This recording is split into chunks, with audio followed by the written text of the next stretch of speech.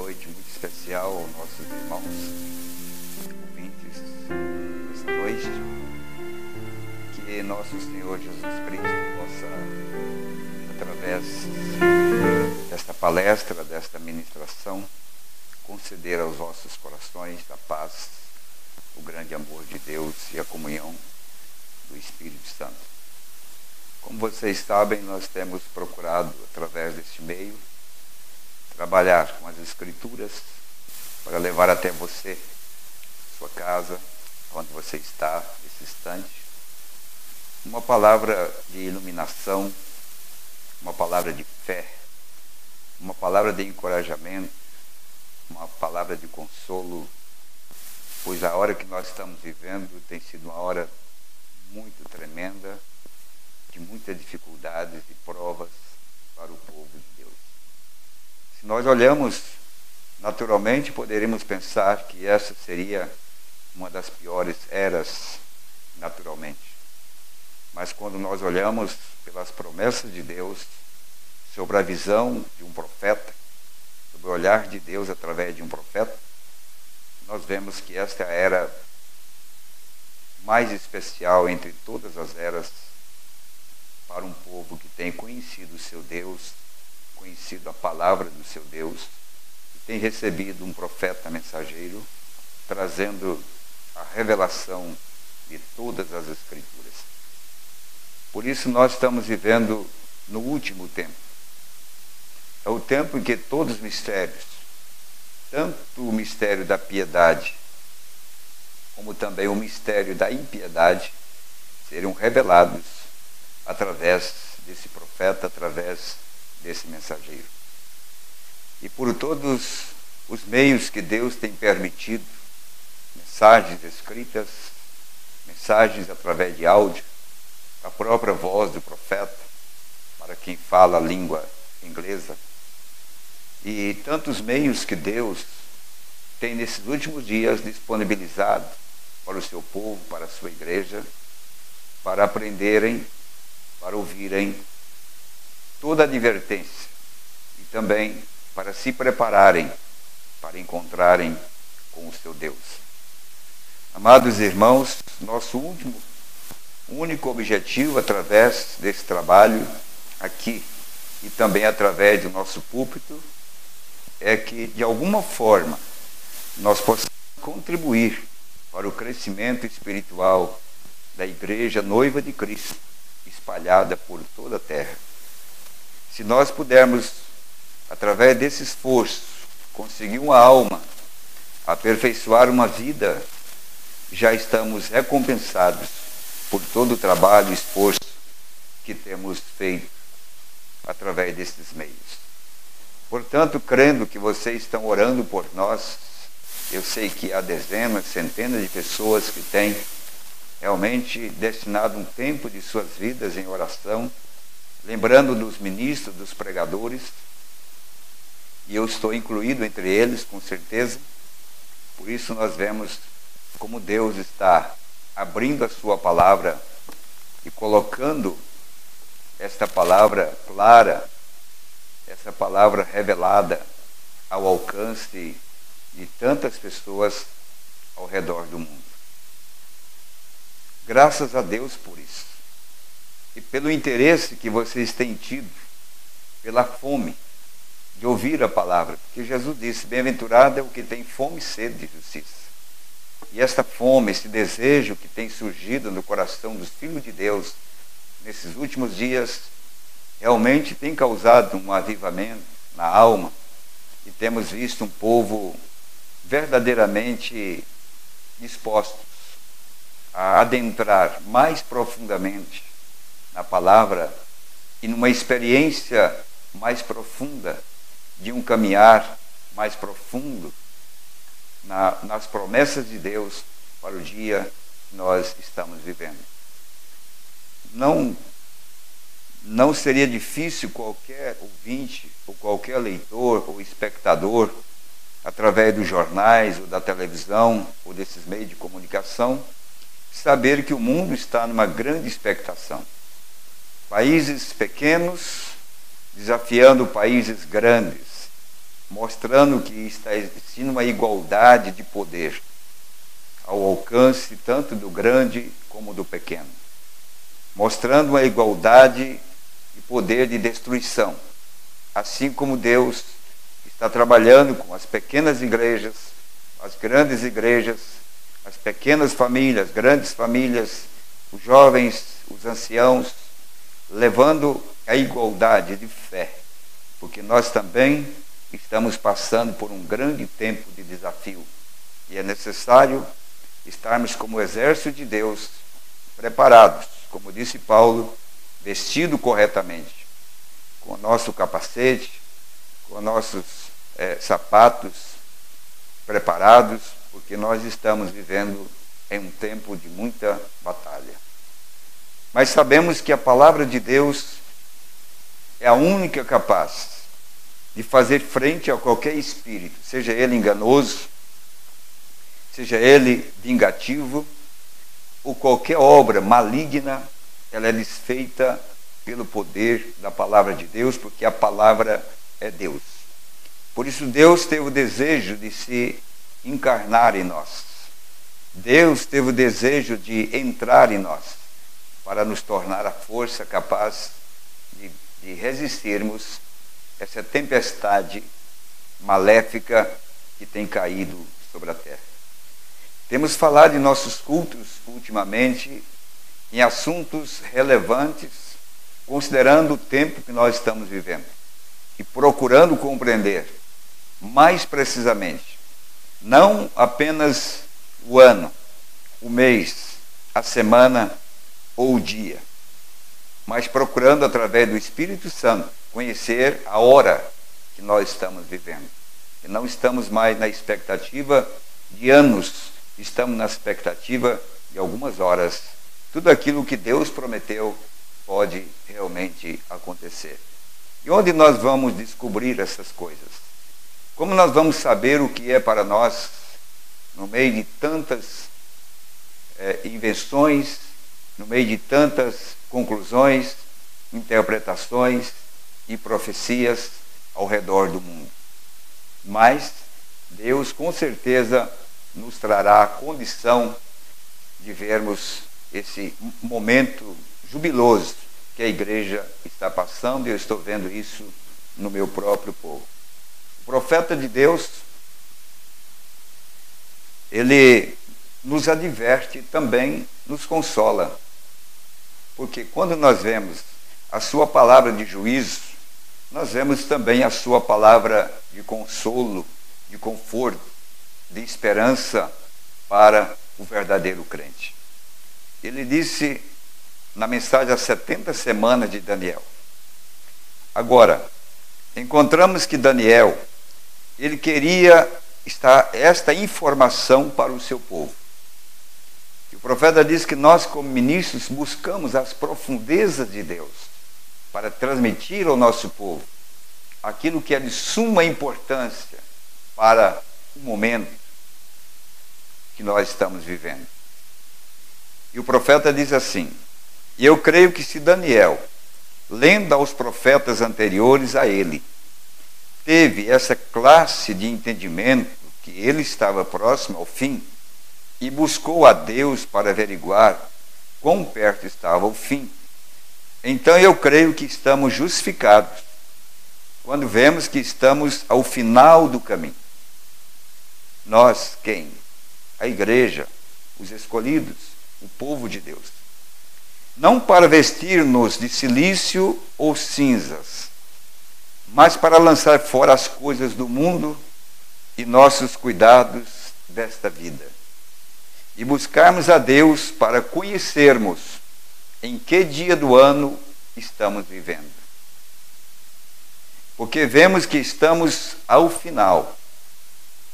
E assim que a igreja jejuar e orar e estiver preparada, isso é pelo que eu tenho empenhado em tomar sobre meus ombros, sem conhecer como explicar isso.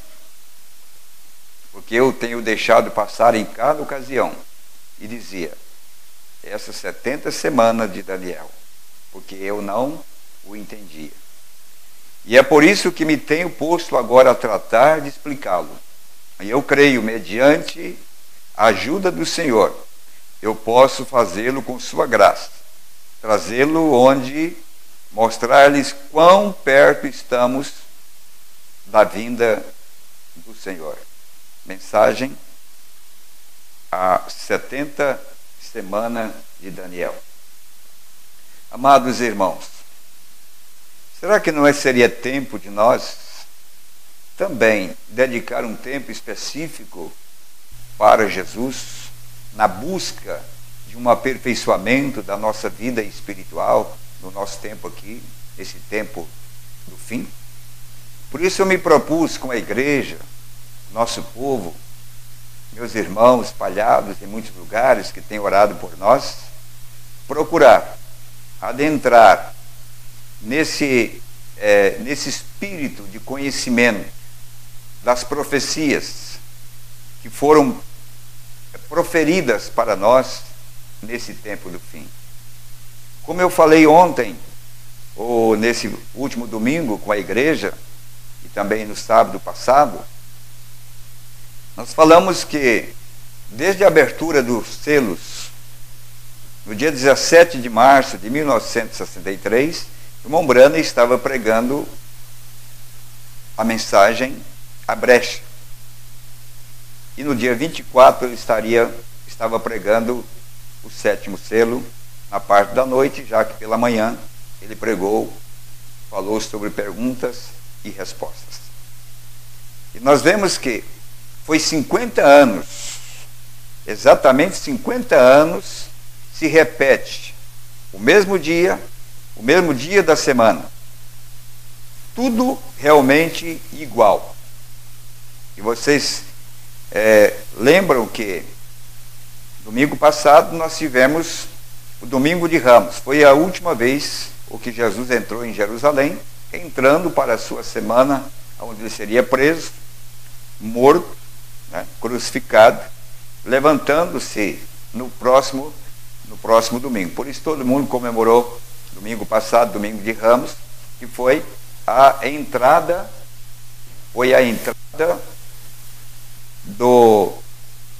de Jesus em Jerusalém, a sua última entrada triunfal.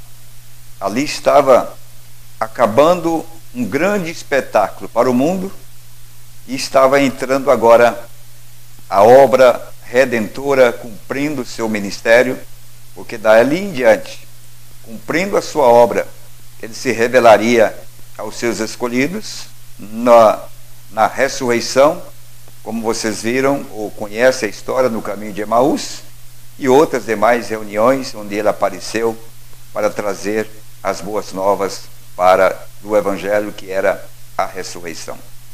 Então nós estamos aproveitando esse tempo para falar de alguns assuntos que consideramos importantes no momento que nós estamos vivendo, que é a abertura completa da Palavra de Deus.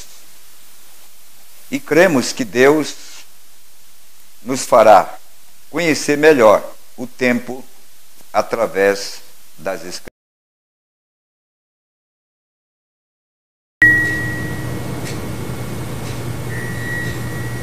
Eu reservei para este tema de hoje, ou escolhi para esse tema de hoje, Apocalipse capítulo 12, versículo 1 até o versículo 6. Eu creio que com algumas escrituras e algumas mensagens que nós vamos ler, nós poderemos encontrar algo para as nossas vidas espirituais. A escritura de Apocalipse, capítulo 12, versículo 1 até o versículo 6. Vamos ler. E deu-se um grande sinal no céu. Uma mulher vestida do sol, tendo a lua debaixo dos seus pés, e uma coroa de 12 estrelas sobre a sua cabeça. Estava grávida dores de parto, e gritava com ânimo de dar a luz. E viu-se outro sinal no céu, e eis que era um grande dragão vermelho, que tinha 7 cabeças, 10 chifres, e sobre as suas cabeças 7 diademas. E a sua cauda levou após si a terça parte das estrelas do céu, e lançou-as sobre a terra. E o dragão parou diante da mulher que havia de dar à luz, para que, dando ela a luz, lhe tragasse o filho. E deu à luz um filho, um varão, que há de reger todas as nações com vara de ferro. E seu filho foi arrebatado para Deus e para o seu trono. E a mulher fugiu para o deserto, onde já tinha lugar preparado por Deus, para que ali fosse alimentada durante 1260 dias. Todos nós sabemos que o calendário bíblico é 30 dias, não 28 ou 29 e assim por diante, 31, e toda essa mistura que nós temos tido ao longo de muitos anos. Mas quando um profeta toma a palavra e Deus fala através desse profeta, sempre ele vai usar a linguagem bíblica. Por isso, nós precisamos receber também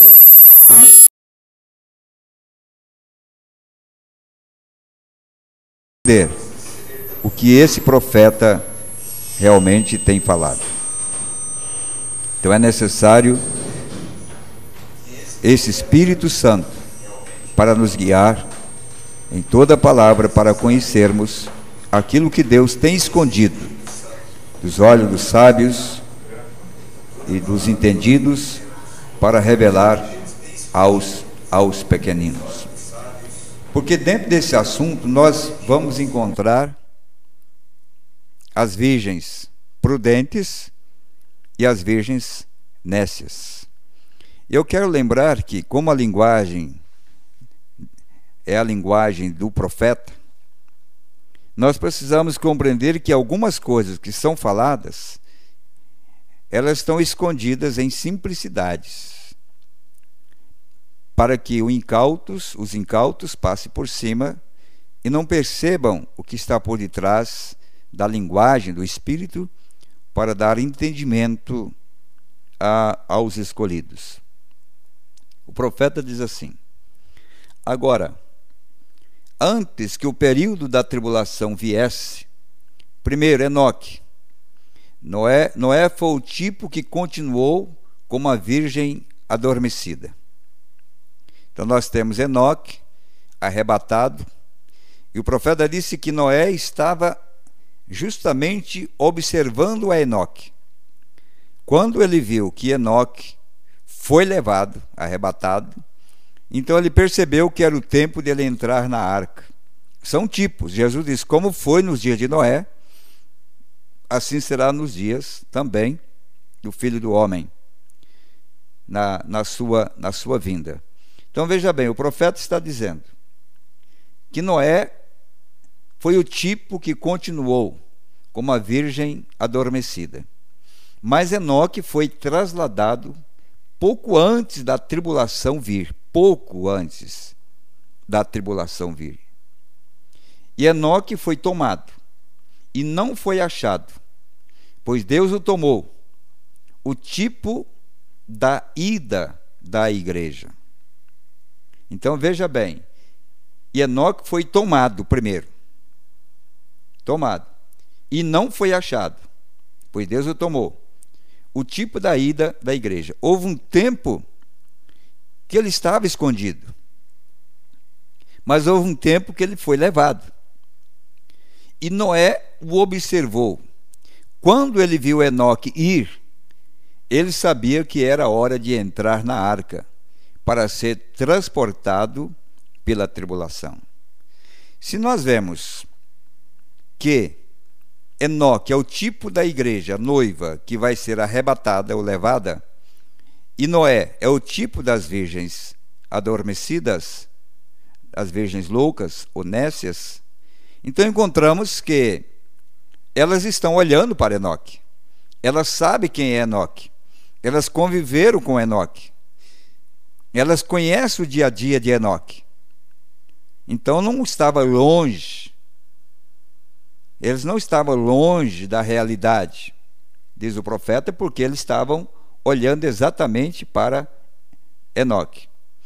A Bíblia diz: havia 10 virgens que saíram ao encontro do noivo, e 5 eram sábias, e 5 eram loucas, e todas eram virgens, cada uma delas, mas 5 eram sábias, e tinham azeite em suas lâmpadas, e foram ao encontro do noivo. E o noivo veio, e as que tinham azeite entraram. Vejam a trasladação: ir com o noivo. Mas aquelas que foram deixadas vieram e também queriam entrar, exatamente como os que vieram e bateram na porta da arca. Então elas descobrirão e perceberão aqui ainda, porque Mombrana está comparando essas virgens adormecidas, dizendo que elas voltarão. Disse assim: mas aquelas que foram deixadas vieram e também queriam entrar, exatamente como os que vieram e bateram na porta da arca. Noé, deixa-nos entrar, mas Deus fechou a porta.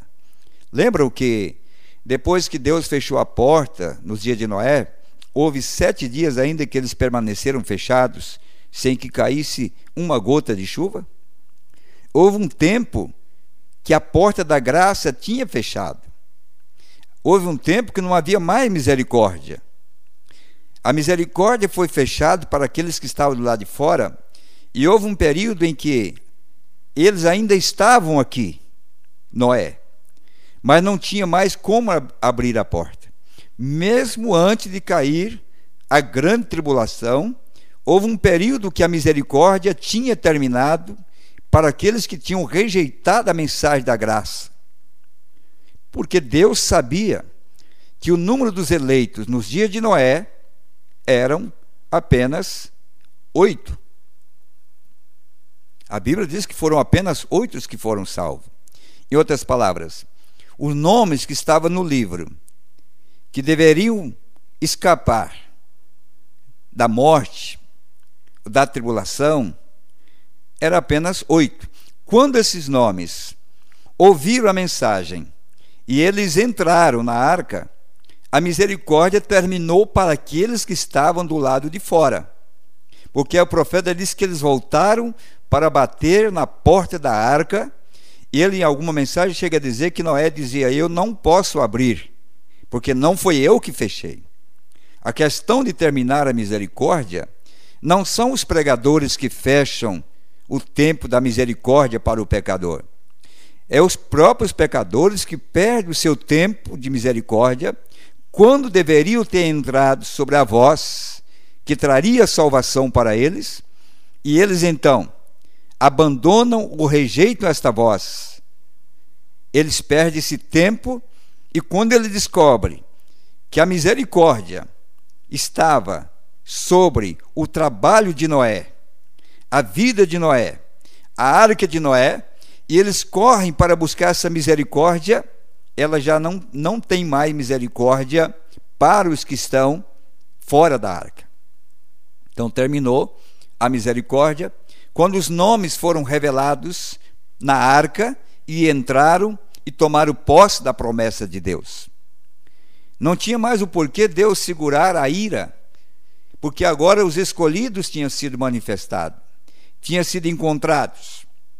Não sei quem foi que entrou na arca por último, se foi a própria mulher de Noé, ou se foi a sua nora, ou seu filho mais novo. Eu não sei quem foi.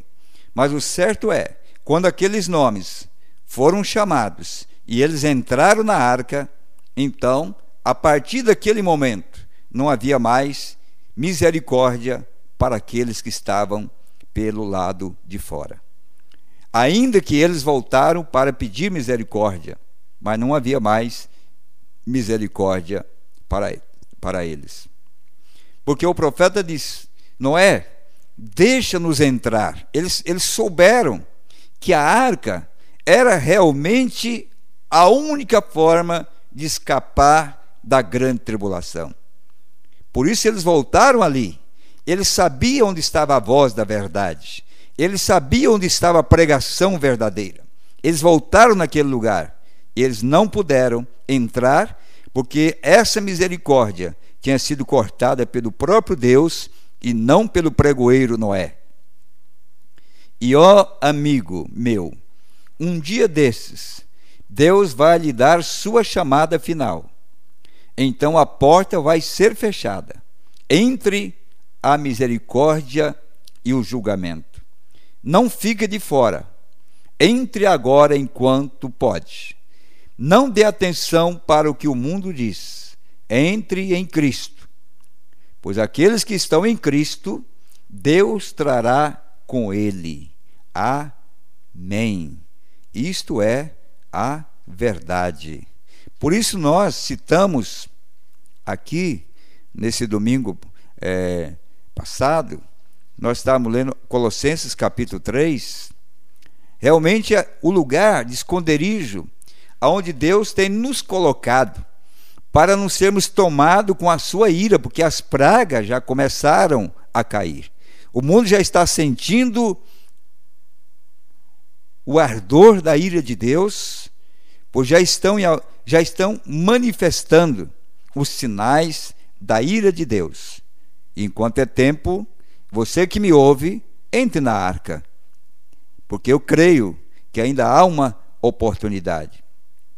Portanto, se já ressuscitasses com Cristo, buscai as coisas que são de cima, onde Cristo está assentado à destra de Deus. Pensai nas coisas que são de cima, e não nas que são da terra, porque já estáis mortos, e a vossa vida está escondida com Cristo em Deus. Por isso, recapitulando um pouco do que falamos nesse domingo, a igreja tem sido escondida durante esses 50 anos. 50 anos que Deus desceu na terra, abriu os selos e todos os mistérios na manifestação do Filho do Homem. E durante 50 anos, essa igreja universal, ela tem tido tempo de pregar, de anunciar o Evangelho, anunciar o reino de Deus. E a voz de Deus espalhada por toda a terra em ministérios aprovados e chamados. 50 anos, o dragão vermelho não pôde colocar suas mãos sobre nós, porque havia um lugar de esconderijo que é em Cristo Jesus. O próprio Jesus, quando ele estava aqui na terra, no final do seu ministério, quando eles quiseram matá-lo, que ele escondeu-se deles, ele fugiu, ele se escondeu, ele escondeu dos seus inimigos, e quando ele se apresentou, eles quiseram colocar a mão sobre ele, ele disse: não tenho estado eu convosco? Não tenho pregado em vossas sinagogas? Não tenho falado abertamente para vós? Mas ele disse: mas agora é chegado a hora do Filho do Homem ser entregue na mão dos pecadores. Houve um tempo que ele estava escondido. Se você pegar a mensagem de São Mateus capítulo 23, aquele sermão mais duro, aquele sermão mais cortante do Filho do Homem, pregando contra os fariseus, saduceus, herodianos. Leia em sua casa, São Mateus 23. E vós, hipócritas, fariseus, leia lá para você ver. Vocês assentam na cadeira de Moisés, seus pregadores.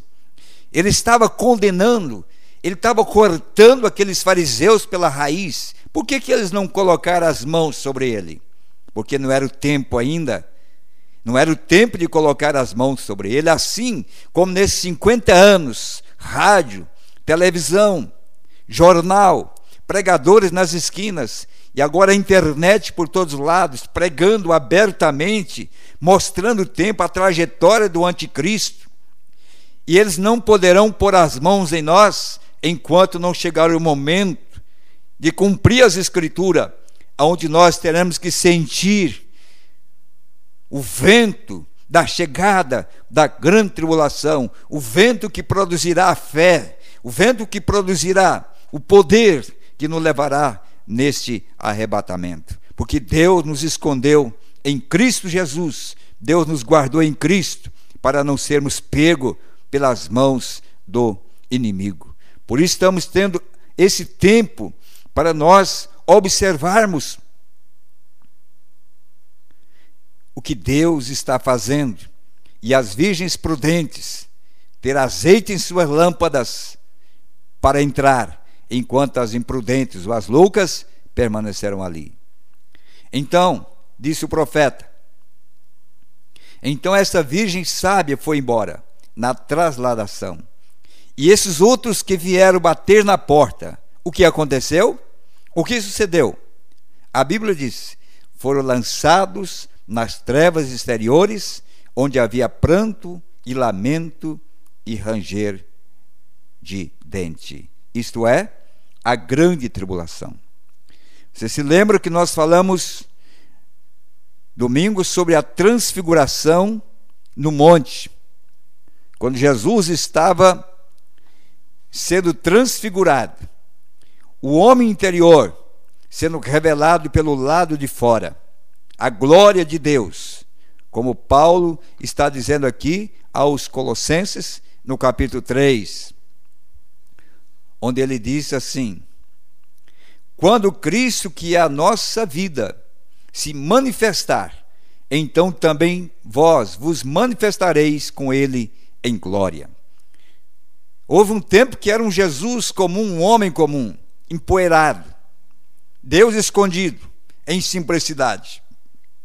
Mas de repente, aquele mesmo Jesus, pés empoeirados, suado, se transformou na glória do Deus Todo-Poderoso naquele monte, porque o interior veio para fora.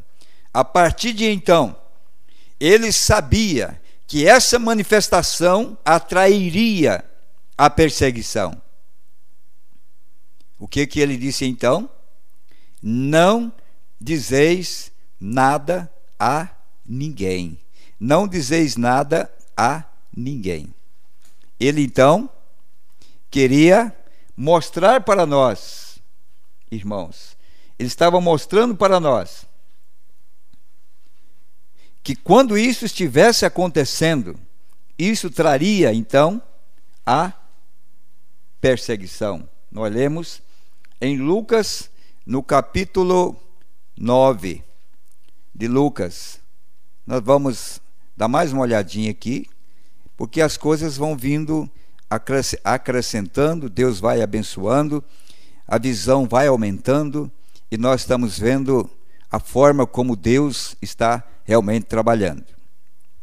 Ele disse no capítulo 9, a partir do versículo 23, quero mostrar que essa transfiguração, ela é a causa que vai trazer, ou vai mostrar, aonde o Filho está, aonde ele está. E dizia a todos: se alguém quer vir após mim, negue-se a si mesmo, e tome cada dia a sua cruz e siga-me. Porque qualquer que quiser salvar a sua vida, perdê-la-á. Mas qualquer que por amor de mim perder a sua vida, salvará. Porque que aproveita o homem granjear o mundo todo, perdendo-se ou prejudicando a si mesmo? Porque qualquer que de mim e das minhas palavras se envergonhar, dele se envergonhará o Filho do Homem, quando vier na sua glória e na do Pai dos santos anjos. Monte pôr do sol, quando ele desceu em sua glória com os anjos, 7 mensageiros, 7 anjos, manifestando a sua glória, cumprindo o que ele prometeu. E em verdade vos digo que dos que aqui estão, alguns há que não provarão a morte até que vejam o reino de Deus. E aconteceu que quase 8 dias depois dessas palavras, tomou consigo a Pedro e a João e a Tiago e subiu ao monte a orar. Estando ele orando, transfigurou-se a aparência do seu rosto. O seu vestido ficou branco e muito resplandecente. E eis que estavam falando com ele 2 varões, que eram Moisés e Elias, os quais apareceram com glória e falavam da sua morte, a qual havia de cumprir-se em Jerusalém. E Pedro e os que estavam com ele estavam carregados de sono. Veja bem, estavam carregados de sono. Para esse tempo, ao invés de estarem apercebidos do acontecimento, eles estavam ainda carregados de sono. Eles não estavam preocupados, eles não estavam vendo o que estava movendo ao redor deles. Estava se transfigurando a glória, a adoção, o poder ali, e eles estavam ainda carregados de sono. Veja o que aconteceu. Estavam então carregados de sono. E quando despertaram, então houve um despertamento para os próprios seguidores. Foi algo que aconteceu para despertar os seguidores daquilo que Deus estava fazendo naquele momento. Que é o que nós estamos vendo Deus fazer no nosso meio, no meio do seu povo, da sua igreja. É um despertamento para ver o que Deus está fazendo nesse momento. Viram a sua glória. E aqueles 2 varões que estavam com ele viram a sua glória. E aconteceu que quando aqueles se apartaram dele, disse Pedro a Jesus: Mestre, bom é que nós estejamos aqui e façamos 3 tendas, uma para ti, uma para Moisés e uma para Elias, não sabendo o que dizia. E dizendo ele isto, veio uma nuvem que os cobriu a sua sombra, com a sua sombra. E entrando eles na nuvem, temeram. Então todos entraram na nuvem. Ali é onde estava o segredo de conhecer aquilo que Deus, aquela voz que Deus tinha preparado para eles, era entrar naquela nuvem. Vocês querem ver? Temeram. E saiu da nuvem uma voz que dizia: Este é o meu amado filho, a ele ouvi. E tendo soado aquela voz, Jesus foi achado só. E eles calaram-se. E por aqueles dias não contaram a ninguém nada do que tinham visto. Por tantos tempos, 50 anos, da abertura da palavra, abertura dos mistérios, onde encontramos hoje que muitas pessoas nem sequer têm estudado aquilo que Deus deu há 50 anos atrás, que foi os selos e os mistérios que foram revelados. E, no entanto, nós chegamos ao momento do despertar da noiva, que estava dormindo, mesmo sendo apóstolo, mesmo sendo os escolhidos de Deus. Nós encontramos que eles estavam adormecidos, não estavam apercebendo, porque aquela glória que estava sendo manifestada ali, o próprio Jesus disse: não conteis nada a ninguém, porque aquilo era a forma que atrairia a atenção das pessoas para a glória que estava sendo revelada e mostrada ali naquele momento. Amém. Graças a Deus por isso. Então veja bem, nós temos falado sobre Apocalipse 12, e muitas pessoas dizem assim: mas aquilo era apenas para Israel. Então vamos observar se realmente era só para Israel, ou tem algo também para nós escondido na própria palavra e através da mensagem do profeta. Agora, a mulher tinha a lua debaixo dos seus pés, o sol à sua cabeça, e 12 estrelas em sua coroa, os 12 apóstolos. Então nós vemos que essa mulher não estava dentro da lua. A lua representa a igreja, a era. Ela estava fora da lua, fora da era. Para que ela pudesse brilhar, ela tinha que sair, como Jesus chamou para si aqueles 3, e subiu cá, João. E eles subiram ao monte. Quando eles subiram ao monte, eles viram a transfiguração. Quando a igreja sobe, no capítulo 4 de Apocalipse, ela entra então no tempo de Deus, ou melhor, ela entra na eternidade, no Espírito de Deus, para conhecer, através do Espírito de Deus, tudo aquilo que ela, a igreja terrena, que passaria pelas 7 eras, chegando na última era da igreja, haveria de conhecer, porque a Bíblia diz que João foi arrebatado no Espírito no dia do Senhor. Não foi o corpo de João que foi levado. Por isso, irmão Brana, quando ele prega a mensagem do arrebatamento, ele usa a Bíblia de Salmos capítulo 27, a partir do versículo 1 em diante. Ele está mostrando o lugar do esconderijo. João foi levantado no Espírito no dia do Senhor. Isso não foi um dia específico de 24 horas, mas aquilo cobriu um espaço de quase 2 anos, diz o profeta, aonde a noiva, João como tipo da igreja, esse subir, ela foi levada a um nível de conhecimento, a um nível de revelação, a um nível de conhecimento das coisas de Deus, que jamais qualquer outro teve a oportunidade de conhecer. Então, veja em que condição estava aqui. Esta Bíblia é edificada sobre a doutrina dos 12 apóstolos e Cristo a pedra angular. Não é verdade? A fundação dos apóstolos. Agora, você veja quem é essa mulher, para começar, não vê? 12 estrelas. 12 estrelas. Então, Mombrana está chamando a atenção. Qual é essa mulher que tem 12 estrelas sobre si, que são os 12 apóstolos?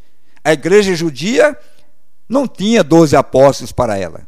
Os 12 apóstolos foram para a igreja gentia. E o profeta diz, veja, agora você veja quem é essa mulher. Para começar, não vê? 12 estrelas, que são o quê? Essa Bíblia edificada sobre a doutrina dos 12 apóstolos e Cristo a pedra angular. E ele chama a atenção para nós observarmos quem é esta mulher.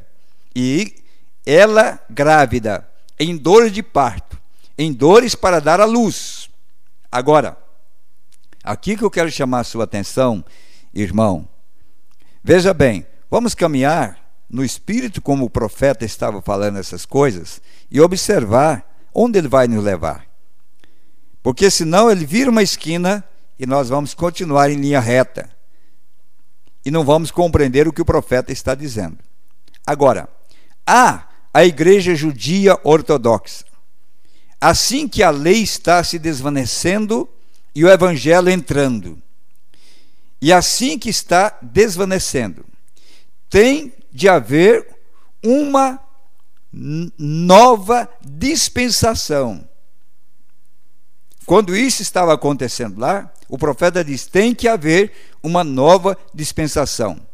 Então essa mulher tem filho, e ela está com dores, e dores de parto, estando em parto, para dar à luz. Em outras palavras, o Império Romano a tinha posto ela de cócoras. Ela estava clamando, ó Messias, venha! Ó Messias, venha! Messias, venha! E aqui vemos ela novamente agora. Você observou? Lá estava ela, aquele tipo perfeito da igreja judia ortodoxa, no primeiro nascimento de Cristo. Quando o dragão, Roma, estava se preparando para tragar o filho que havia de nascer. E você sabe que Maria e José fugiram para o Egito e o dragão estava atrás, aquele tipo. Tudo bem, todos nós concordamos que isto é as Escrituras, que isto é verdade. Mas o profeta diz, e aqui vemos ela novamente agora. Assim como aconteceu lá no princípio, ele volta como um tipo também, porque assim como Moisés e Elias têm que trazer o mesmo evangelho que William Branham pregou, a doutrina apostólica, a doutrina do batismo, o evangelho que os 2 profetas irão pregar a Israel, é o mesmo evangelho que nós temos agora. É o mesmo evangelho que nós temos agora. E eles, como profeta, eu creio que quando eles estiverem aqui na terra, pregando 3 anos, todo aquele tempo, eles irão até citar o William Branham. Olha, o profeta para os gentios, o William Branham falou isto e isto, assim como nós estamos citando o profeta Elias, que falou para Israel, e o profeta gentil citou Elias e citou Moisés. Quando Elias e Moisés voltar e ver que os seus ministérios cumpriram no ministério de William Branham, que foi o êxodo e também a reparação do altar, eu creio que esses 2 profetas também irão citar o Elias para os gentios, que se cumpriu na vida de William Branham.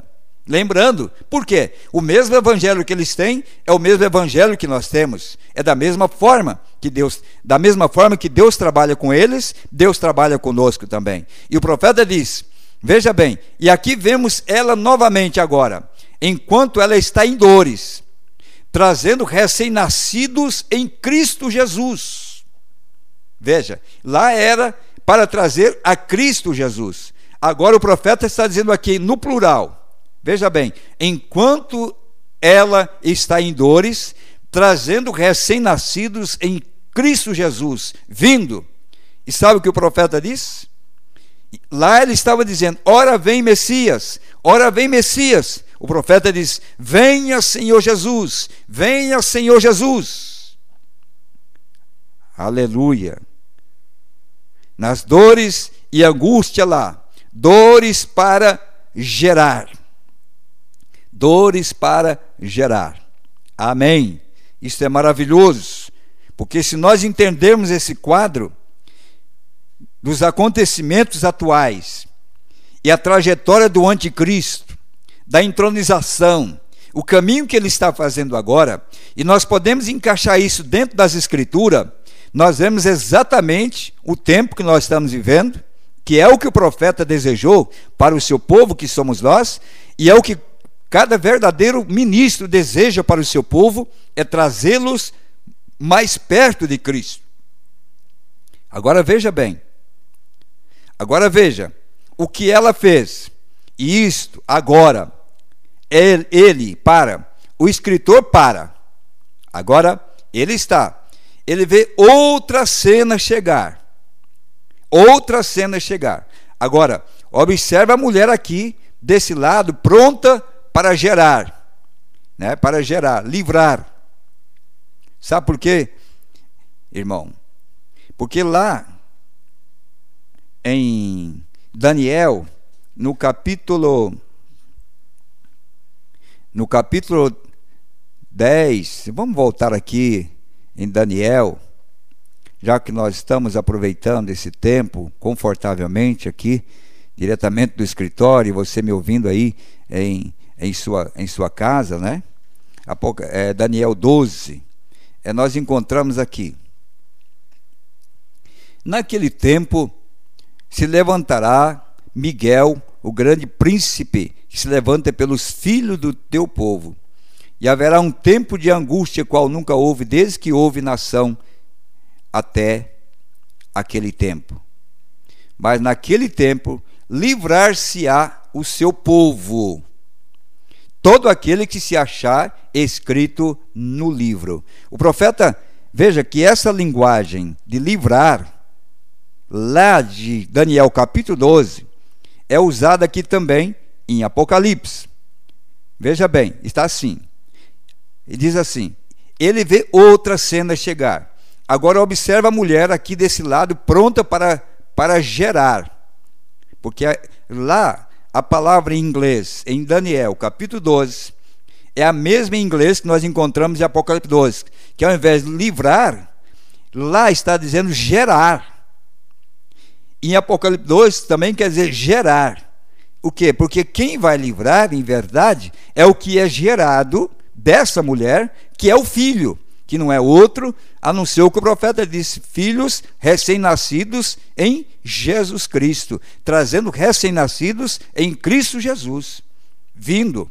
Então nós estamos usando o mesmo termo de Daniel capítulo 12, agora também em Apocalipse capítulo 12.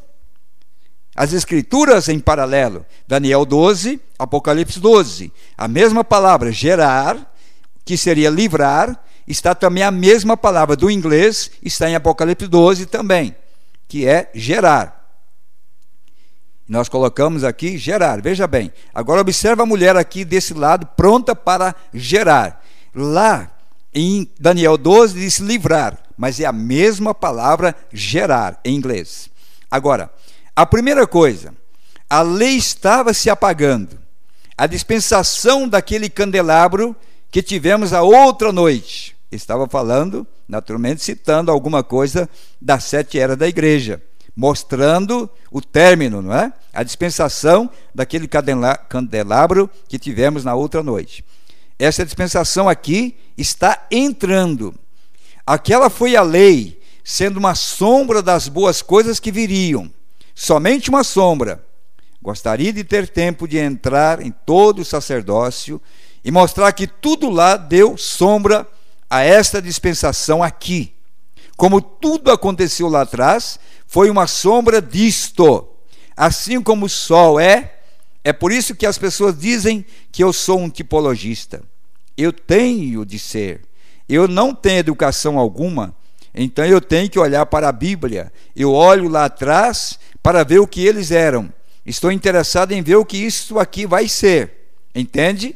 Olho lá atrás e vejo. Se eu vejo a lua brilhar, sei que é uma luz pequena, é uma luz maravilhosa. Mas há uma luz maior em algum lugar. Eu sei como vai ser o sol quando eu vejo a lua. Amém. Lua, letra maiúscula. Vejo como vai ser o sol se eu nunca o tivesse visto antes. Quando eu vejo a lua sendo uma sombra do sol, eu sei o que o sol vai ser. Quando aqui ele aparecer.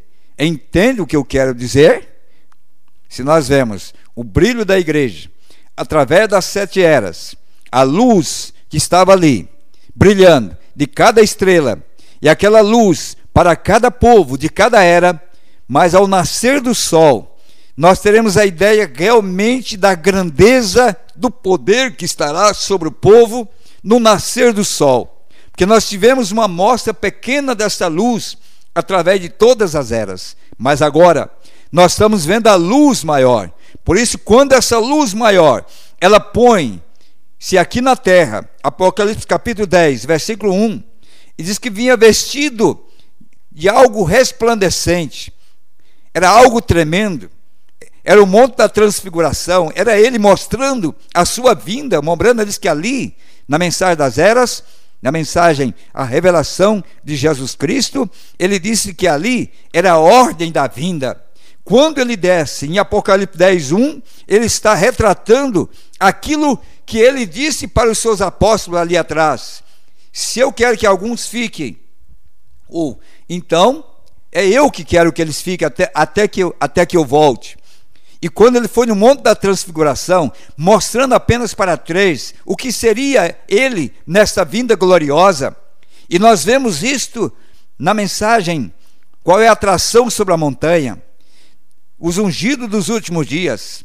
Nós vemos isso também, hoje tem se cumprido essas escrituras e outras, quando o profeta ele faz menção dessa grande luz, quando ela desce no monte pôr do sol, mostrando a sua vinda, colocando o seu pé.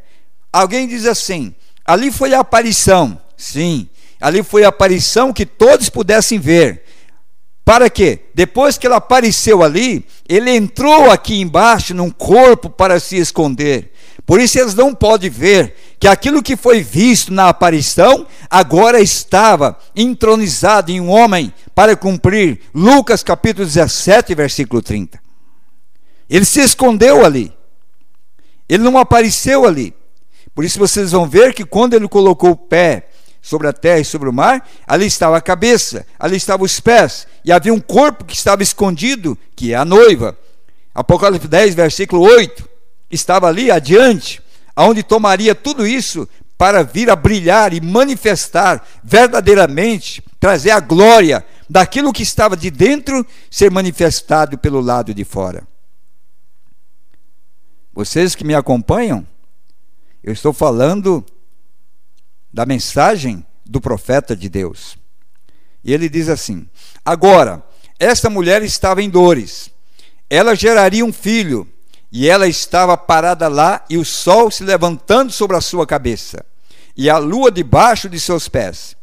Já havia passado. O tempo da lua havia passado. Ele estava fora da era. Já havia passado. Veja, ela já havia vivido sob a dispensação da lei. Paulo falando aqui, tendo a sombra das coisas que viriam. Veja, apenas uma sombra. O sol era perfeito. Agora, e ambos não podem brilhar ao mesmo tempo. Aleluia. Aleluia, amém? A lei, a lua, pode estar alta, mas não vai brilhar, porque o evangelho brilha mais do que ela. Pode ser que ela ainda esteja alta, para mostrar que era na noite passada.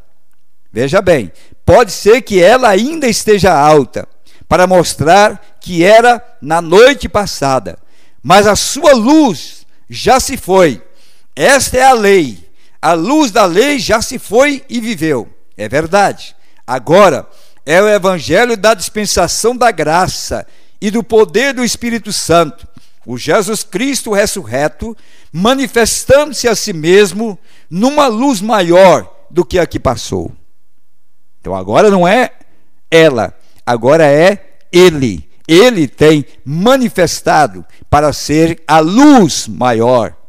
Não a luz das eras, mas a luz maior. Por isso o profeta pregou a mensagem ao nascer do sol. Shalom, um novo dia, uma luz maior. Porque passou-se o tempo da luz menor. Porque agora é tempo de manifestando-se a si mesmo numa luz maior do que a que passou. Agora, vamos dar uma olhada nessa mulher novamente, só por um minuto. E apareceu outro sinal no céu, e eis que um grande dragão, tendo 7 cabeças e 10 chifres, e 7 coroas em sua cabeça. Bem, então paramos aqui. Apocalipse, capítulo 12, não é? Como nós lemos aqui, estamos folheando as escrituras para mostrar essa continuidade, né? Apocalipse capítulo 12. Veja bem. E viu-se um grande sinal no céu. Uma mulher vestida do sol, tendo a lua debaixo de seus pés, e uma coroa de 12 estrelas sobre sua cabeça. Esse foi um sinal. João estava olhando para ela e viu. Mas logo em seguida, está escrito, veja bem, e viu-se outro sinal no céu. De quem está falando esse outro sinal? Nós temos que conhecer que nesse sinal que aparece em seguida, após a mulher grávida para dar à luz, nós encontramos que esse sinal do céu, ele traz algumas características que nós vamos identificar em que tempo nós vivemos, quando nós conhecemos as características desse sinal que acompanha esse sinal do céu. E viu-se outro sinal no céu, e eis que era um grande dragão vermelho, e que tinha 7 cabeças e 10 chifres, e sobre as suas cabeças 7 diademas. Então, se você ler a mensagem A Marca da Besta, você vai saber que são os 10 reis, são os 7 montes também, que a prostituta está assentada sobre ela, não é? E são 7 reis que são coroados. Quando isto aconteceria? Não lá nos dias de Jesus, do seu nascimento, mas agora, na repetição do seu ministério do Filho do Homem.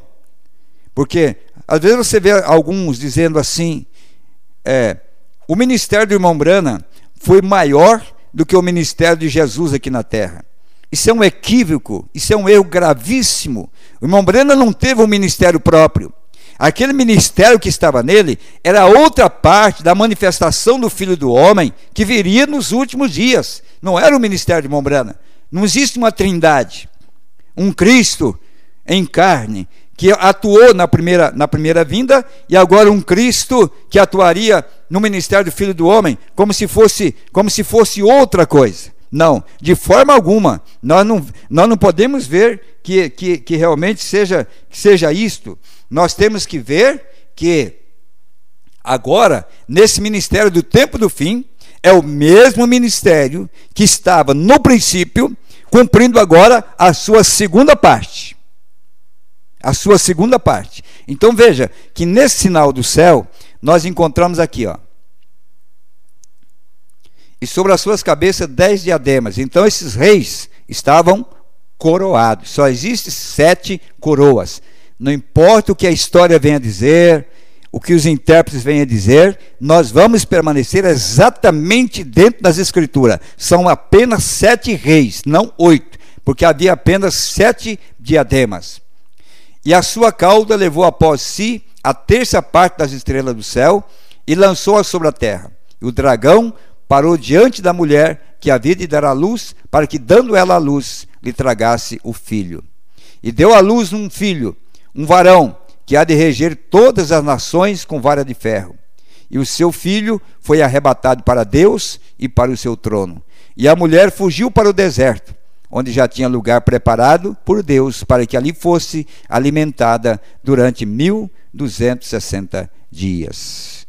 Aí nós poderemos entrar na história de José do Egito, quando ele foi se dar a conhecer aos seus irmãos, a Benjamim e os seus irmãos. A esposa estava no palácio, mas fica para uma outra oportunidade. Então o profeta diz: vamos dar uma olhada nessa mulher novamente, só por um minuto.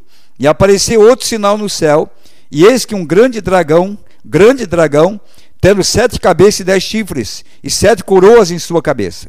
Falamos disso na outra noite. Agora olhe.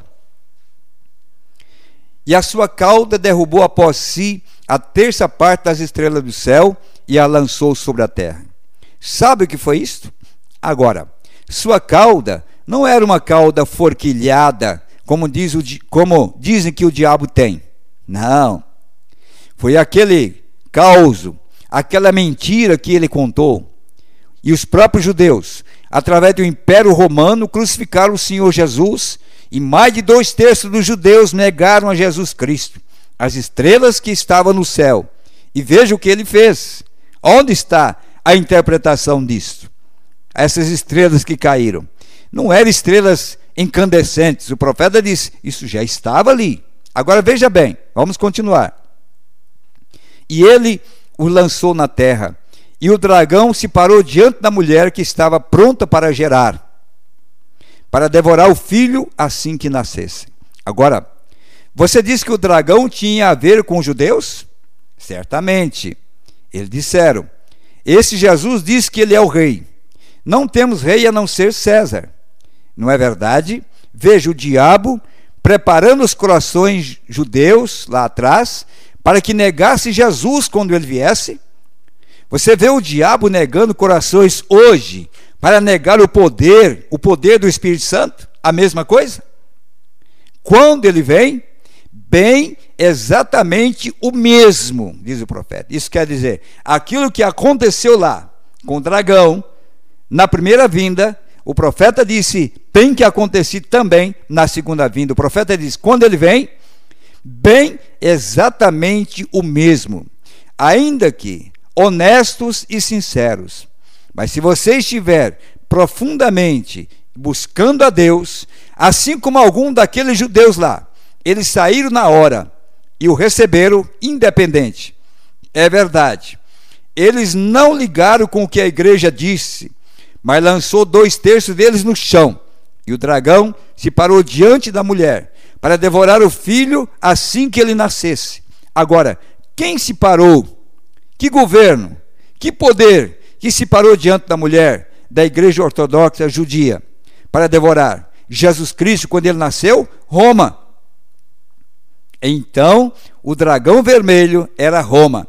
Então você vê de onde que a besta tem que sair? Roma. Tudo bem, observe, exatamente. E ela gerou um filho, homem. Esse foi Jesus, que regeria todas as nações com uma vara de ferro. O dragão, quem era o dragão? A congregação de Satanás. Satanás. E que nação representava? A congregação diz Roma. E ele tinha anjos. A Bíblia não diz que nos últimos dias os espíritos ministradores do diabo seriam como anjos flamejantes? Olha a repetição, para mostrar que isto deve se repetir, porque essa mulher está representando também a igreja, a noiva, está representando também a noiva, diz o profeta. Mas se eles não falarem de acordo com isto, esqueça-os. O diabo transformará seus mensageiros em anjo de luz e o organizará de volta, assim como Roma fez. Irmão, irmã, não vejo onde que você consegue encontrar qualquer fenda nisso aí. Deus tem tudo murado lá, bem aqui na sua palavra. Aí que está. Ele disse que ele tem, agora observe, Miguel, o arcanjo, o grande que está na presença de Deus e seus anjos, lutaram contra Satanás e seus anjos, o dragão vermelho.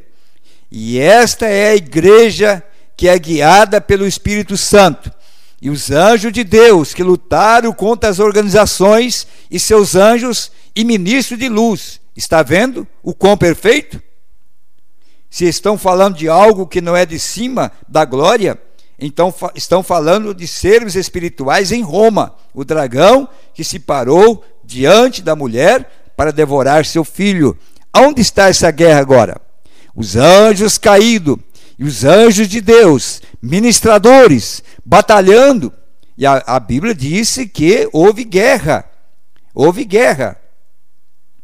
E disse assim: e houve batalha no céu.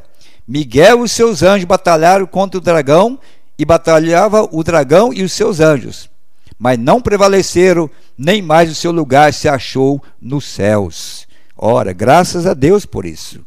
Se lá, esse ensaio que houve no céu, e eles foram jogados para a terra, e o profeta diz que esses anjos caídos são pregadores denominacionais, ministros denominacionais, que estão atrás de seus púlpitos. E quando Mombrana pregou, porque estou contra a religião organizada, nós vemos que essa batalha continua entre os anjos de Deus e os anjos do diabo. Mas aqui nós vemos que essa batalha, assim como Miguel e seus anjos ganharam essa batalha no céu, agora na terra, ele novamente, porque Miguel é Cristo, batalhará com seus anjos e a vitória também será nossa. Daniel, o capítulo 12. O Mombrana disse isso que eu acabei de falar aos irmãos na mensagem Perguntas e Respostas, a lei tendo uma sombra. É uma mensagem pregada em 1954. Perguntas e Respostas, a lei tendo uma sombra. Porque, meus amados irmãos, veja que Deus tem nos guardado para um propósito. Nós notamos que quem profetizou contra Acabe foi Elias. Quem proferiu a maldição que haveria sobre a vida de Acabe foi Elias. Nós encontramos isso lá no Velho Testamento, no livro de Reis, não é? Nós encontramos quando Elias profetizou contra Acabe. Mas vocês notem, quando Mombrana estava aqui, ele pregou uma mensagem chamada Religião de Jezabel. E ele apontou aqueles dias fisicamente, quem estava no poder era Acabe, chamado John Kennedy, e Jezabel, chamado Jacqueline Kennedy. No entanto, ali estava o profeta físico, e ali estava o Acabe físico. Mas houve um tempo que Deus nos guardou, para que no tempo determinado, quando o próprio Acabe espiritual e o profeta espiritual, porque a noiva e o profeta dizem vem, porque o espírito que está na noiva é o espírito de profecia, é o mesmo espírito que estava no profeta. Ele volta e agora entra na noiva para cumprir as profecias no lado espiritual. Lá era um homem ungido, condenando Acabe e Jezabel. Agora é um povo ungido, com o mesmo espírito, quando o próprio Acabe já está no trono, para destruir o povo de Deus. Então se levanta quem? Eu vou mostrar que ali estava o pequeno o pequeno Micaías, no livro de Reis, não é? No livro de Reis, quando eles quiseram trazer a unidade, por algo que aparentemente era maravilhoso. Acabe e Josafá estavam se unindo, como está unindo catolicismo e denominacionalismo estão se unindo. Por quê? Porque Acabe era um pagão, casado com uma idólatra.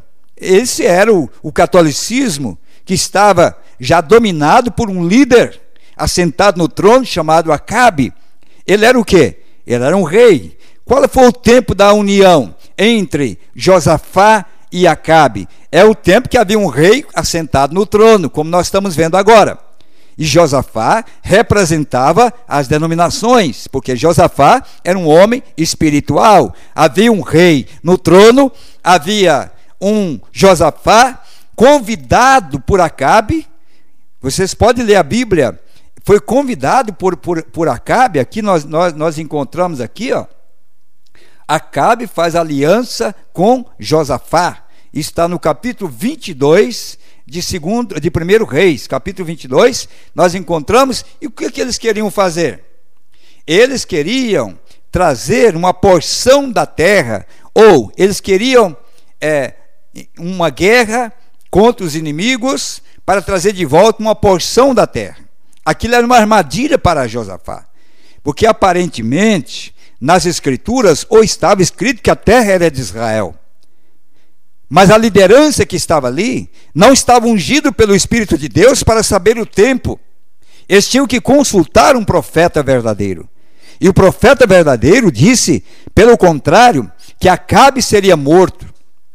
O homem natural, então, penderia para o lado de Acabe, como nós estamos vendo hoje, a bondade do rei, assentado no trono para conquistar as nações, para conquistar as denominações, assentado ali, justamente para conquistar as denominações, para conquistar o espaço.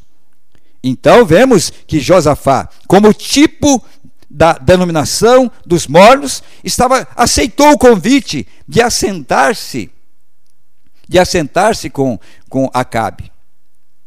Então diz assim: e disse mais Josafá ao rei de Israel: consulta, porém, primeiro hoje a palavra do Senhor. Então o rei de Israel ajuntou os profetas até quase 400 homens e disse-lhe: ide a peleja contra Ramote Gileade, ou deixarei de ir? E eles disseram: sobe, porque o Senhor a entregará na mão do rei.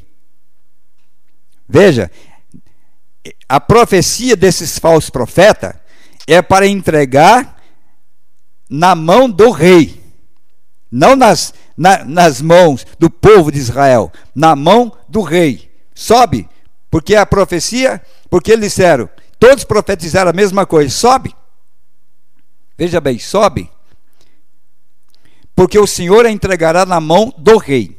Disse, porém, Josafá: não há aqui ainda algum profeta do Senhor ao qual possamos consultar? Veja que o eleito estava escondido, a igreja estava escondida, mas era uma igreja que estava estudando a mensagem de Elias. Ela estava escondida para saber que aquela trama de unidade entre crentes e católicos do seu dia, entre protestantes e católicos, não passava de uma armadilha, porque o verdadeiro crente estava escondido. Veja que nem foi citado. O rei não sabia, ou o rei não chamou, porque se chamasse é para declarar quem ele era. Mas um crente, quem é que ia descobrir que havia mais um crente ali? Então veja bem, disse, porém, Josafá: não há aqui algum profeta do Senhor ao qual possamos consultar? Então disse o rei de Israel a Josafá: ainda há um homem por quem podemos consultar ao Senhor, porém eu aborreço, porque nunca profetiza de mim bem, mas só mal. Esse é Mica, filho de Imlá. E disse Josafá: não fale o rei assim. Agora eu quero que vocês notem uma coisa, irmão. Esse rei que estava no trono, ele sabia o nome e o endereço onde estava esse que estava falando mal dele, mostrando que mesmo que nós estamos agora guardados em Cristo, protegidos em Cristo, Mas esse anticristo, ele sabe aonde está o verdadeiro que fala contra as suas mentiras, as suas trapaças. Porque ele citou o nome dele, de quem ele era filho, conhecia até mesmo a sua linhagem. Veja bem, então não havia uma perseguição contra Enlá ou contra Micaías, porque ele estava guardado. Não houve um mal contra nós, contra a igreja, durante esses 50 anos, porque Deus também tinha guardado, porque eles sabiam que havia um povo, de alguma forma, que estavam condenando as suas obras más. Mas nós estávamos guardados de tal maneira que eles não podiam colocar as mãos em nós, até que chegasse o momento de cumprir as Escrituras. Então diz assim, no versículo ainda 9. Disse Josafá: não fale o rei assim. Então o rei de Israel chamou um eunuco e disse: trazei-me depressa a Mica, ou Micaías, filho de Enlá. E o rei de Israel, rei de Judá, estava sentado cada um no seu trono, vestido de vestiduras reais, na praça à entrada da porta de Samaria, e todos os profetas profetizavam na sua presença. E Zedequias, filho de Canaana, fez para si um chifre de ferro e disse: assim diz o Senhor, com esses ferirás aos sírios até de todos consumir. E todos os profetas profetizavam assim dizendo: sobre a Ramote de Gileade e prosperará, porque o Senhor a entregará na mão do rei. Todos estavam concordando, todos diziam que era bom. Essa unidade era maravilhosa. Josafá e Acabe era uma bênção. Acabaria as brigas, os problemas entre protestantes e católicos ao longo desses quase 2000 anos de carnificina, de morte, de leões tragando os cristãos. Iria tudo terminar. Todo mundo ia ter liberdade. É uma bênção. Era algo maravilhoso. Estavam profetizando. E todos estavam falando a mesma coisa. Todos diziam a mesma coisa. E o mensageiro que foi chamar a Micaías falou-lhe dizendo: vês aqui que as palavras dos profetas a uma voz dizem coisas boas para o rei. Seja, pois, a tua palavra como a palavra de um deles e fala bem. Porém Micaías disse: viva o Senhor, que o Senhor me disser, isso falarei. Era pessoas que estavam comprometidas com assim diz o Senhor, com o que estava escrito. Era algo era um povo que não era conhecido do mundo, mas eles conheciam o seu Deus e que permanecia fiel à palavra, que é o que o profeta de Deus nos chamou, para que nós pudéssemos confiar inteiramente na sua palavra, porque a palavra de Deus é infalível. E vindo ele ao rei, o rei lhe disse: Mica, iremos a Ramote de Gileade, a peleja, ou deixaremos de ir? E ele disse: sobe, serás próspero, porque o Senhor entregará na mão do rei. E o rei lhe disse: até quantas vezes te conjurarei que não me fale senão a verdade, em nome do Senhor? Então disse ele: vi a todo Israel disperso pelos montes como ovelhas que não têm pastor. E disse o Senhor: esse não tem Senhor, torne cada um em paz para a sua casa. Então o rei de Israel disse a Josafá: não te disse eu que nunca profetizará de mim bem, senão só mal? Então disse ele: ouve, pois, a palavra do Senhor. Vi ao Senhor assentado sobre o seu trono, e todo o exército do céu estava junto a ele, a sua mão direita e sua mão esquerda. Então esse pequeno homem, chamado Micaías, lá no seu esconderijo, escondido do mundo, mas ele sabia, ele tinha a visão real de o que estava acontecendo, o raio que estava caindo em cima da basílica. Ele estava vendo no seu esconderijo, ele estava sabendo quem estaria entronizando ali, quem estaria entrando, porque Deus havia mostrado para ele. E disse assim, e disse o Senhor: quem induzirá Acabe a que suba e caia em Ramote de Gileade? E um dizia dessa maneira e outro de outra. Então saiu um espírito e se apresentou diante do Senhor e disse: eu induzirei. E o Senhor lhe disse: com quê? E disse ele: eu sairei e serei um espírito de mentira na boca de todos os seus profetas. E ele disse: tu induzirás e ainda prevalecerá. Sai e faz assim. Agora, pois, eis que o Senhor pôs o espírito de mentira na boca de todos esses teus profetas, e o Senhor falou mal contra ti. Então Zedequias, filho de Canaana, chegou e feriu a Micaías no queixo e disse: por onde passou de mim o espírito do Senhor para falar a ti? E disse Micaías: eis que o verás naquele mesmo dia, quando entrares de câmara em câmara, para te esconderes. Então disse o rei de Israel: tomai a Micaías e tornai a trazê-lo a Amon, o chefe da cidade, e a Joás, filho do rei. Veja, houve uma tribulação para ele aí, porque eles queriam matá-lo, porque eles querem matar a noiva também, porque ela tem revelado as tramas que esse falso rei tem trazido para unir Josafá e Acabe. Está sendo revelado para Micaías, que estava tirado a um lado, escondido em algum lado, e chegou e preso. Veja bem, ele chegou e preso porque o objetivo era matar. Mas veja o que aconteceu. E direis: assim diz o rei, mete-o este homem na casa do cárcere e sustentai-o com pão de angústia e com água de amargura até que eu venha em paz. E disse Micaías: se tu voltares em paz, o Senhor não tem falado por mim. Disse mais: ouvi todos os povos. A partir de então, irmãos, você não vê falar mais de Micaías. Você viu ele sair do esconderijo, falar o que estava acontecendo. Exatamente naquele dia, como o diabo estava trabalhando para unir as denominações, protestantismo e catolicismo, ele saiu, ele falou a palavra, ele passou por um tempo de prova e tribulação, temporariamente, foi jogado na casa do cárcere, mas veja que a Bíblia não fala mais dele. Você crê que ele foi morto?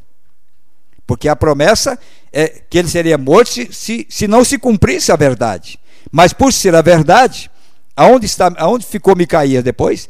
Nunca mais nós vemos Micaías em outra cena. Ele desapareceu, como a igreja também vai desaparecer. Ela vai sumir, porque nós vemos que essa questão de estar escondido sempre está relacionada à mensagem de Elias. Quando Elias estava lá duro, protestando, condenando, o povo sumiu, a igreja desapareceu, a ponto que o próprio profeta pensou que estava somente ele, e disse: Senhor, mataram os teus profetas, e a mim me busca para matar, e sobrou só eu. Deus disse: Elias, eu sei como esconder o meu povo. Há 7.000 escondidos em algum lugar que não tem se dobrado diante dessa doutrina de 3 pessoas. Não tem se dobrado diante dessa doutrina falsa que tem se levantado para enganar a humanidade. Não tem se assentado e não tem ouvido e se aliado com essa falsa humildade de Acabe, que tem subido ao trono.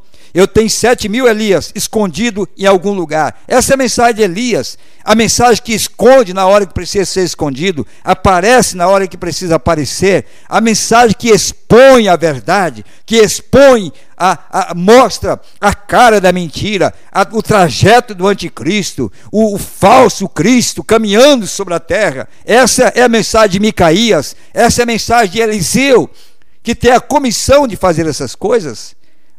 Amém? Vocês podem ver isto lendo também em 2 Reis, quando nós entramos na vida de Eliseu, que é um tipo, né? Que é um tipo da noiva,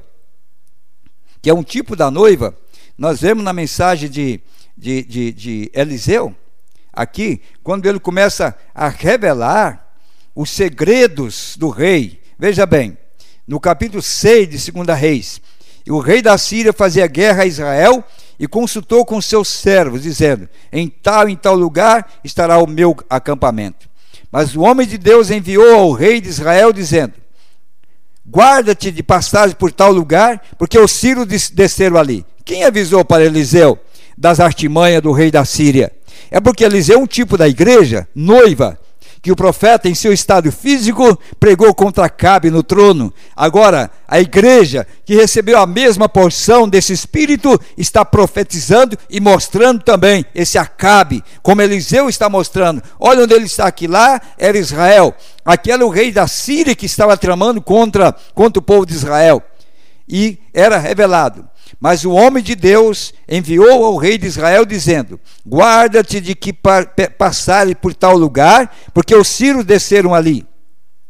Pelo que o rei de Israel enviou àquele lugar, de que o homem de Deus lhe falara, e de que eu tinha avisado, e se guardou ali, não uma nem duas vezes, muitas vezes, claro. Então se turbou com esse incidente o coração do rei da Síria, e chamou seu servo e disse-lhe: não me farei saber quem dos nossos é pelo rei de Israel? E disse um dos seus servos: não, ó rei, há alguém para entregar. Alguém vai entregar ali no meio dos inimigos, alguém para entregar. Enquanto Eliseu estava fazendo a boa coisa, mostrando, havia um, e disse um dos seus servos: não, ó rei meu senhor, mas o profeta Eliseu, que está em Israel, faz saber ao rei de Israel as palavras que tu falas na tua câmara de dormir. E ele disse: vai e vê onde ele está, para que envie e mande trazê-lo. E fizeram-lhe saber, dizendo: eis que está em Dotã. Então enviou para lá cavalos e carros e um grande exército, os quais vieram de noite e cercaram a cidade. Para pegar quem? A noiva. Porque Eliseu é o tipo da noiva. Enquanto ela estava revelando as tramóias do anticristo, o anticristo estava preparando cavalos, que é poder, não é? Cavalos significa poder, um grande exército, um poder, estava preparando-se para prender quem? A noiva, Eliseu. Aonde? De noite. Mas o povo de Deus enxerga de noite também. Ali estava Eliseu. Então veja bem, e o moço do homem de Deus se levantou muito cedo e saiu, e eis que um exército tinha cercado a cidade com cavalos e carro. Então o seu moço lhe disse: ai meu senhor, que faremos?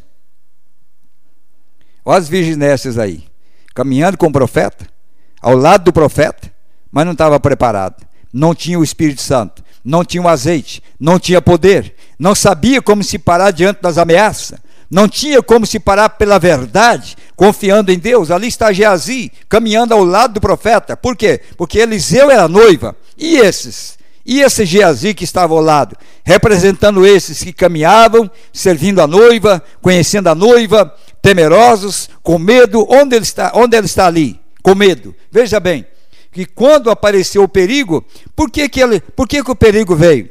Porque a noiva estava revelando as tramóias de Satanás nesses últimos dias e o que ele estava projetando a fazer contra o povo de Deus. E quando isso veio, quem estava em problema? Não Eliseu, não a noiva, mas quem estava em problema? As virginécias, caminhando junto, mas não tinha o Espírito Santo para aguentar a prova, para aguentar a luta. Então veja bem, ele disse: ai meu senhor, que faremos? Ele disse: não temas, porque mais são os que estão conosco do que os que estão com eles. E orou Eliseu e disse: Senhor, peço que te lhe abras os olhos para que veja. E o Senhor abriu os olhos do moço e viu, e eis que o monte estava cheio de cavalos e carro de fogo em redor de quem? De Geazi? Em redor de Eliseu. Isso é o que estava guardando a noiva. Era esses cavalos de fogo que estavam guardando esta noiva na hora do perigo, na hora da perseguição, na hora da ira do rei, na hora da perseguição. Mostrou para nós que nesta hora ele está protegido, a igreja está protegida, a igreja está segura. Então Eliseu lhe disse: não é esse o caminho. Veja bem, melhor, voltando um pouquinho atrás. E como desceram a ele, Eliseu orou ao Senhor e disse: fere, peço-te essa gente de cegueira. E feriu de cegueira conforme a palavra de quem? Conforme a palavra de Eliseu. Eliseu tinha a palavra, ele era a noiva. Ela estava falando ali agora em lugar de Elias. Elias tinha ido, mas agora a palavra estava na boca de Eliseu. E a Bíblia disse que ele falou, veja bem, fira de cegueira conforme, e feriu-a de cegueira conforme a palavra de Eliseu. Aonde estava o poder? Estava exatamente com a noiva. Eliseu tinha a palavra para cegar os perseguidores, para que não visse aonde estava. Você quer ver? Então Eliseu lhe disse: não é este o caminho, nem é esta a cidade. Segui-me e guiar-vos-ei ao homem que buscais. E os guiou a Samaria. Ele estava diante do homem, que era ameaça para eles, que revelava os segredos que estavam tramando lá para destruir Israel, diante do homem, mas eles não podiam ver, porque estavam cegos pela própria palavra da noiva, porque o profeta diz: a noiva terá poder de falar a palavra, de criar se for necessário. A noiva tem poder para fazer o que ela bem desejar, porque a palavra de Deus está nela, como a palavra de Deus estava em Eliseu.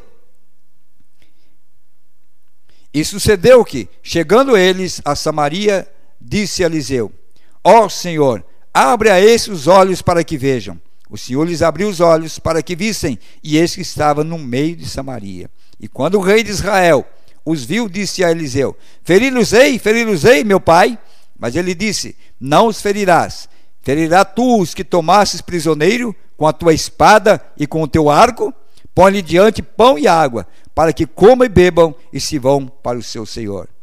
E apresentou-lhe um grande banquete, e comeram e beberam, e os despediu e foram para seu senhor. Amém. Meus amados, nós estamos escondidos até o tempo que Deus tem determinado para nós, mas vai chegar o tempo que vai ser revelado. Veja aqui, houve um tempo que houve esconderijo, tanto para Micaías. Ele foi revelado quando estava o rei no trono, e ele revelou o mistério, que era a falsa doutrina que havia entre aqueles 400 profetas, como nós estamos vendo hoje. Agora vemos Eliseu, um tempo também escondido dos olhos dos inimigos, mas chegou uma hora que os seus olhos foram abertos e viram quem era Eliseu e aonde eles estavam. Nós estamos vivendo nesse tempo, por 50 anos, Deus tem guardado as nossas vidas, nossos ministérios, nosso trabalho, nossos pregadores, mas nós estamos chegando a hora que essa cortina sairá.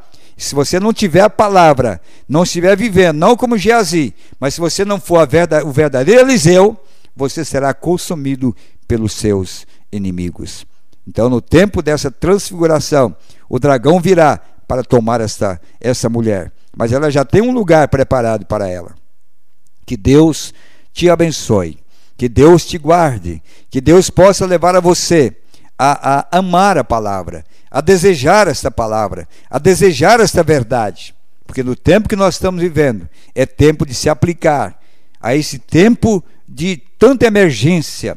Não sejam as virgens nécias, mas sejam as virgens prudentes, sejam aquelas que estejam preparadas justamente para que você possa entrar. Não seja um Geazi, caminhando, a hora virá, mas Eliseu será tirado também, e você terá que enfrentar a grande tribulação sem ter em quem se segurar. Que Deus te abençoe. É mais um programa que estamos fazendo diretamente do tabernáculo, do nosso escritório aqui de Curitiba, onde todas as terças-feiras nós estamos aqui transmitindo uma palavra de fé, uma palavra de vida, uma palavra de consolo ao seu coração. E você pode nos escrever através da nossa página. Também, e se alguma pergunta surgirem que estiver dentro do nosso alcance, respondê-las segundo as Escrituras, cabe nós decidirmos responder ou não, de acordo com aquilo que o Espírito nos dirigir. Nós queremos ser de ajuda para todos vocês. Nós vamos sempre ter um assunto específico, como nós falamos hoje, das virgens nécias, né? Das virgens loucas, dorminhocas, né? E nós vamos ter sempre um assunto aqui para tratar com os irmãos. E vocês que são leitores da Bíblia poderão ver que isto é a palavra de Deus. Tivemos hoje a participação de muitos de nossos irmãos, não é? Nós vamos estar lendo hoje esses nomes que participaram conosco, né? E respeitando alguns nomes que prefere que não sejam divulgados, né? Eu quero que, se algum dia eu não ler seus nomes aqui e vocês comunicaram, mas eu estarei lendo para mim todos os seus nomes, sabendo quem está me ouvindo, porque nós sabemos que isso também faz parte de um mistério, né? Para ajudar os nossos irmãos. Mas aqui hoje nós tivemos A igreja de Toledo, mais uma vez, nos acompanhou. Estamos esperando grande parte da igreja aqui nessa próxima sexta-feira, se Deus quiser, né? Deus abençoe vocês. Também tivemos o irmão Fábio e a irmã Cleusa em Jequitibá, Minas Gerais. Tivemos o irmão Jamerson em Sabará, Minas Gerais. O irmão Silvio e família em Foz do Iguaçu. Irmão Joglair, irmã Tereza, irmão Geraldo, irmão André em São José dos Pinhais. Irmão César e família em São José dos Pinhais. A irmã Leia, a irmã Júlia em Dois Vizinhos. A irmã Guiomar e irmã Maria em Guaíra. Irmão Sandro e família em Vera Cruz do Oeste. Irmão Hélio em Serra Morena, no Paraná. A irmã Gleci e família em Colombo. Irmão Guedes e família em Cascavel. A irmã Maiara e irmã Vilma em Toledo. Irmão Josia, irmão Júlia e Marília em São Paulo. Irmão José e irmã Inês em Mogi Guaçu. Irmão Aparecido e irmã Zilda em Cosmópolis. Irmão Isaac Pereira em Jundiaí. Irmão Elifas e irmã Mônica em Macaé. Irmã Valdirene, irmã Débora e irmão Francisco em Porto Feliz. Irmão Vicente em Brasília. Irmã Geralda em Belo Horizonte. Irmã Sheila e irmã Ana Vitória em Belo Horizonte. Irmão Ricardo, irmão Ágata, irmã Esther e Estevão em Belo Horizonte. Irmão Manuel Ramos em Fazenda Rio Grande. Irmã Rosana em Novo Hamburgo. Irmão Evandir Ribeiro em Campo Grande. Irmão Hélio e irmão Eliseu em Florianópolis. Irmão Daniel Ribeiro em São Ludigero. Irmão Flávio e família em Joinville. Irmã Vilma de Souza em Jateizinho. Irmão Joás Luna em Limoeiro, no Pernambuco. Deus vos abençoe, Deus vos guarde. Na nossa transmissão será na próxima terça-feira. Convidamos a todos a nos acompanharem e a orarem por nós. E também amanhã nós estaremos aqui no Tabernáculo transmitindo o culto da Semana Santa, né? O chamado Semana Santa, onde teremos já pregadores que estão chegando de Brasília e outros lugares, estarão conosco a partir de amanhã. Que Deus abençoe para termos um bom culto e nós contamos com as suas orações. Aquele abraço, Deus te abençoe e até lá, se o Senhor assim nos permitir.